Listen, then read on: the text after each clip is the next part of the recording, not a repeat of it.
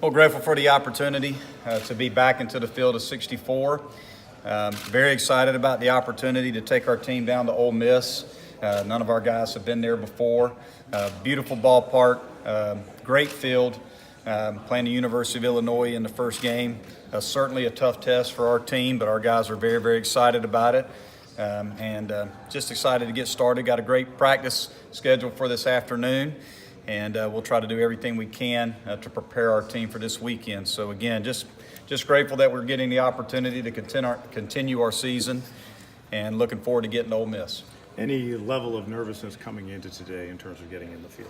Well, there's always a level of nervousness and worry. I think any coach that when you know you're on the bubble, so to speak, the uncertainty, it's not a 100% guarantee, but we looked at the metrics after the Louisville win and felt like we were in good shape. We felt like we were in the whole time. But again, you just never know. Again, it's the committee looks at all the factors. They look at all the metrics and all the teams, and they felt like we were worthy of being in the field of 64, and we're certainly grateful that they felt that way. Coach, you always say that you get your momentum from your starting pitcher.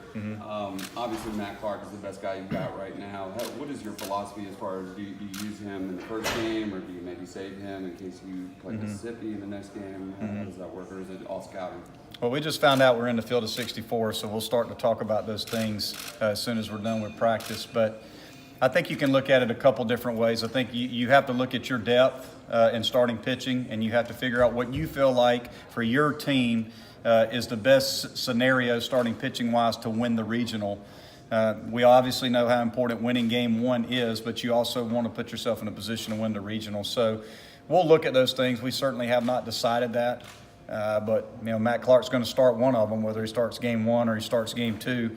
We just have to look at the University of Illinois, number one, and figure out what's the best matchup against them out of the starting pitchers that we have available. And then also from a lineup standpoint, what's the best lineup for us to run out there against them. So Matt's obviously going to pitch one of the games. We have not decided if he's going to throw game one or throw game two yet.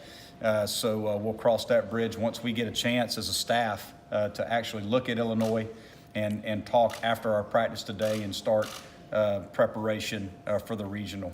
Is any success at this time of the year, especially looking at the dynamics of your team this season, based on the effectiveness of your pitching, no matter who's out there for you? Does it really come down to that? Yeah, it does. Again, you're going to win a lot of baseball games when the other team doesn't score.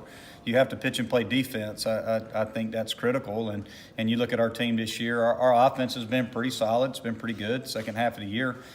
We've had some games where we didn't pitch as well as we would like to, but we've got a full staff. We've also been banged up a little bit. We've had weekends where Holt was not available for multiple times. We've had to push Davis Sharp back, and Sharp hasn't thrown in a while. We've had weekends where Matt Clark was not available.